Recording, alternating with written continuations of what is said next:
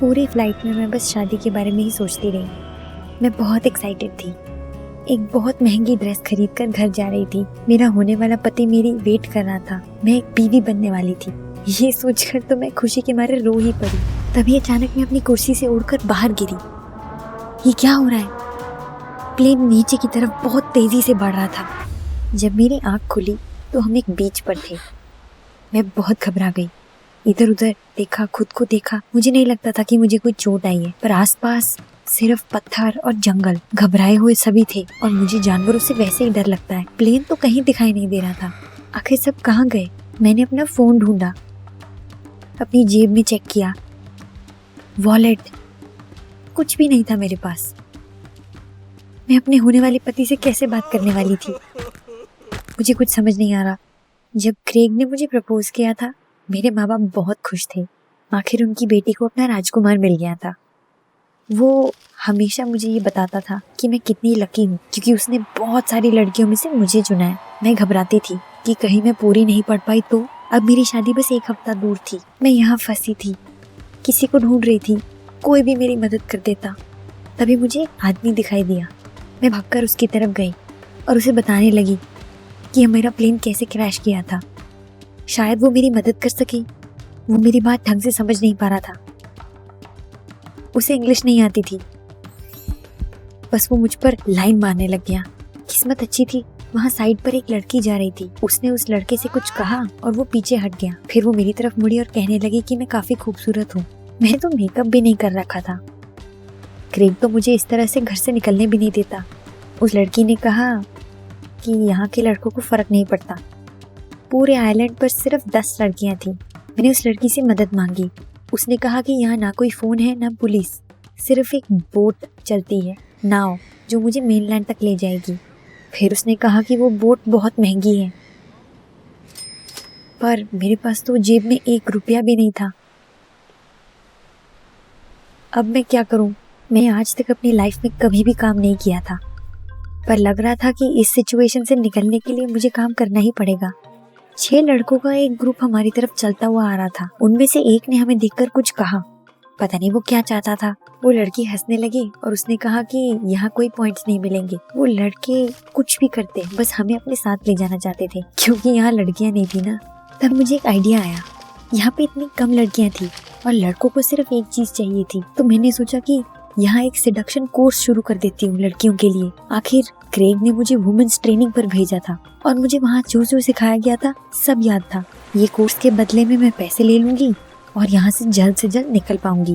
मैं बीच पर लेक्चर दे सकती थी, पर आसपास के लोग मेरे बारे में क्या सोचते हैं ना। मैं आसपास देखने लग गई। सारे घर भरे हुए थे। तभी मेरी आंखें एक केव पर पड़ी। उनमें से एक केव पर तो मैं अपनी क्लास ले ही सकती थी और रात को वहीं सो जाऊंगी। अब मुझे ऐड बनानी थी। मैंने लोगों से पेपर और पेंट मांगा। कुछ ना कुछ करके उन्हें मना लिया। कुछ फूल फल इकट्ठा करके मैंने वो पेपर्स के ऊपर चीजें बनानी शुरू करी। मैंने सोचा कि लोग इन्हें देखेंगे, ड्राइंग्स को, और मेरी ट्रेनिंग पर आएंगे। कुछ घंटे बीत गए पर कोई नहीं आया।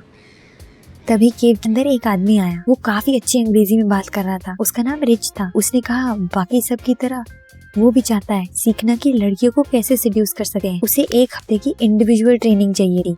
मैं इस तरह पैसे इकट्ठा करके यहाँ से निकल सकती थी, पर फिर उसने कहा कि उसे प्रैक्टिस भी करनी है किसी पर, मुझ पर। मैं हैरान रह गई। मैं उसे थप्पड़ मारने ही वाली थी। तभी मैंने देखा कि वहाँ काफी सारे लड़के और आ रहे हैं। मेरी ऐड काम कर गई थी। मैंने उसे कहा कि वो यहाँ से दफा हो जाए। वैसे भी मेरा फियांसे है और मेरी शादी होने वाली है। रिच वहाँ से चला गया, पर उसने कहा कि अगर मैंने अपना माइंड बदल दिया तो वो मुझे मार्केट में मिलेगा। वो वहाँ सर्फिंग बोर्ड्स बेचता है। मैंने अपनी क्लास की तरफ ध्यान देना शुरू किया। मेरे पास कुछ ड्राइंग्स थी, लोगों की, कपल्स की, दिलों की। कुछ अंग्रेजी शब्द भी मैं यूज कर रही थी जो उन्हें शायद समझ नहीं आ रहे थे। मुझे काफी शर्म भी आ रही थी। वो लोग मेरा काफी मजाक उड़ा रहे थे और जोर जोर से बातें कर रहे थे। थोड़ी देर के बाद वो सारे लड़के चले गए और मेरे पास कुछ नहीं था। मैंने उन्हें जाने दिया। तभी मेरे पेट से आवाज आई। मैंने 24 घंटे से कुछ नहीं खाया था। मैं वापस बाहर किसी घर की तरफ गई और लोगों से खाना मांगा, पर सबने मना कर दिया। आसपास मैंने स्टॉल्स देखे। रिच खड़ा था वहाँ, मुझे देखकर हंस रहा था। मैंने अपनी इज्जत बचाई और उसके पास गई। मैंने उसे कहा मैं उसे ट्रेनिंग देने को तैयार हूँ और सबसे पहला टास्क ये है कि उसे मुझे खाना खिलाना है। वो मान गया, पर कहने लगा कि उसे मेरी आंखों पर पट्टी बांधनी है। मैं भी मान गई। थोड़ी देर के बाद मुझे पानी की आवाज आने लगी और मेरी टांगों के नीचे पानी था। क्या हो रहा था? जब उसने मेरा ब्लाइंडफोल्ड उतारा तो मैंने देखा कि हम एक बोट पर थे, पानी के अंदर। डिनर तो क्या, मैं यहाँ डूबने वाली थी, पर रिच ने मेरा हाथ नहीं छोड़ा। धीरे धीरे मैं बैलेंस करना सीख गई। तभी मुझे मेरा फियांसे याद आया। क्रेग इस सब को बिल्कुल बचकाना मानता था। रिच ने कहीं मछलियाँ पकड़ी और फिर हम वापस आए। वहाँ उसने फटाफट से मछलियों को फ्राई किया और मुझे खिलाने के लिए दे दिया। वो बहुत स्वाद थे। मैंने ज्यादा खुशी नहीं जताई, उसे शुक्रिया कहा और वहां से चली गई। अंधेरा हो चुका था और मैं वापस केव की तरफ जा रही थी, पर रात को मेरी नींद खुली। मैं पानी में डूब रही थी। एक बहुत बड़ा तूफान आया था और केव के अंदर पानी घुस गया था। मैं बाहर भागी, थोड़ा सा छत ढूंढने। मुझे कुछ दिखाई नहीं दिया और मुझे एहसास हुआ कि मैं जंगल में घुस गई हूँ। मैं पूरी तरह से भीग चुकी थी और तभी बारिश रुकी और मैं आराम करने के लिए रुक गई। घास में बैठी, तभी मुझे एहसास हुआ कि मेरे नीचे कुछ है। वहाँ सांप थे और मैं चिल्लाने लग गई। तभी कहीं से रिच आया और उसने मुझे पकड़ लिया। फिर उसने एक डंडी उठाई और उसे जमीन पे मारने लगा। ऐसा करने से सांप शांत हो गए और इधर उधर चले गए। आखिर रिच यहाँ कैसे पहुंचा था? उसने कहा उसे रात को सर्फिंग करना पसंद है और जब मैं चिल्लाई तो वो मेरी मदद करने आ गया। मैं बहुत घबराई हुई थी तो वो मुझे उठाकर बाहर ले गया। मैं सोचती रही कि कैसे वो इतने अंधेरे में जंगल में मेरी मदद के लिए आया। तभी मुझे क्रेग की याद आई। एक बार मेरे पीछे एक कुत्ता पड़ गया था और क्रेग वहाँ से सीधा भाग गया। सुबह होने वाली थी जब केव तक पहुँचे हम और रिच ने मुझे नीचे उतार दिया। जाते हुए उसने कहा कि अगर मैं चाहूँ तो मैं थोड़ी देर के लिए उसके घर आकर आराम कर सकती हूँ। ऐसा लग रहा था जैसे वो सच में मेरा ख्याल रखना चाहता है। पर मैं क्या सोच रही थी? मेरा होने वाला पति मेरा इंतजार कर रहा था।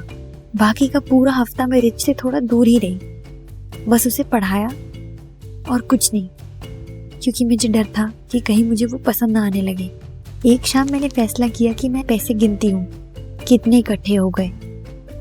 मुझे पता चला कि काफी पैसे इकट्ठे हो गए हैं और अब मैं जा सकती हूँ। उस शाम मैं नाव वाले इंसान के पास गई। उसे पता चल गया था मेरे बिजनेस के बारे में और उसने प्राइस को डबल कर दिया था। मैंने उसे बहुत कहा कि प्लीज मुझे इसी प्राइस पे ले जाए, पर वो नहीं माना। मैं निराश होकर बीच पर वापस गई और वहां मुझे रिच मिला। मैंने उसे कहा मैं उसे एक और लेसन दूंगी, पर अगर वो मुझे दुगना अमाउंट दे तो ही। मुझे लगा था कि वो मना कर देगा, पर उसने मुझे पैसे दे दिए और उसने कहा कि वो किसी भी टास्क के लिए तैयार है। मैंने उसे कहा अगर वो मुझे जानता है तो वो समझ जाएगा कि मैं क्या चाहती हूँ। वो मुस्कुराया और पानी की तरफ चला गया। वो तैरता हुआ एक पत्थर के पीछे चला गया। मैं घबरा गई क्योंकि अब वो मुझे कहीं दिखाई नहीं दे रहा था। मैं पानी की तरफ जा ही रही थी कि अचानक मैंने देखा वो वापस आ रहा है। मैं बहुत डर गई थी। मैं उसकी तरफ भाग कर गई और उसे गले लगा लिया। तभी उसने एक दिल की शेप का मोती निकाला पीछे से। उसने मेरा हाथ पकड़ा और कहा कि ये उसे पानी के अंदर मिला था। उसने कहा वो मुझे रोज देखना चाहता है और जब से मैं आई हूँ वो बहुत खुश है। मैं शर्मा कर वहां से भाग गई क्योंकि मेरे पास कोई जवाब नहीं था। मैं रात भर नहीं सोई, उसके बारे में सोचती रही। उसके आसपास काफी अच्छा महसूस होता था, पर कल मेरी क्रेग से शादी होने वाली थी और वो ही सही चीज थी। सुबह मैंने बोटमैन को पैसे दिए और वहां से चली गई। दोपहर तक मैं एयरपोर्ट पे पहुंच गई थी। लोगों के आसपास इतने दिन बाद आके काफी अजीब लग रहा था। इतने अजीब शक्लें बना के घूमते थे सब कि मैं तो उस आइलैंड को अभी से मिस करने लगी थी। मैंने क्रेग को एयरपोर्ट से फोन किया, पर उसकी रिसेप्शनिस्ट ने फोन उठाया। उसने मेरे लिए एक टिकट बुक कर दी और उसने कहा कि क्रेग कपड़े पहन रहा है। थोड़े घंटे बाद मैं घर पहुंच गई थी। कोशिश कर रही थी कि रिच के बारे में ना सोचूं। मेहमान आने शुरू भी हो गए थे।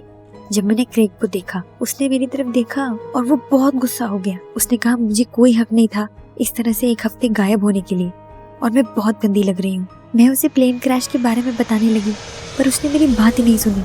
बड़ी बुरी तरह से बोला कि मुझे सफाई कर लेनी चाहिए और तैयार हो जाना चाहिए। उसे कोई फर्क नहीं पड़ता था मैं कहाँ हूँ, बस उसे अच्छी फोटोज चाहिए थी। मैं रोने लग पड़ी। उसे मेरी नहीं, हमारे स्टेटस की फिक्र थी। तभी मेरा हाथ मेरी जेब में पड़ा। वहां मुझे रिच का दिया हुआ तोहफा मिला। मुझे बहुत अजीब महसूस हो रहा था। मैं अपने कमरे में भाग गई और अपनी सारी हनीमून की सेविंग्स उठाकर घर के बाहर भाग गई। एयरपोर्ट पर मैंने एक टिकट खरीदी और शाम को मैं उस आइलैंड पर वापस पहुंच गई। मैंने हर जगह रिच के लिए ढूंढा पर वो मुझे कहीं दिखाई नहीं दिया। फिर मैंने समुद्र की तरफ देखा और वहाँ ढलती धूप में मुझे रिच दिखा, मेरी तरफ आता हुआ। मैं उसे भागकर मिली और गले लगा लिया। तब मुझे एहसास हुआ कि मुझे उससे प्यार हो गया।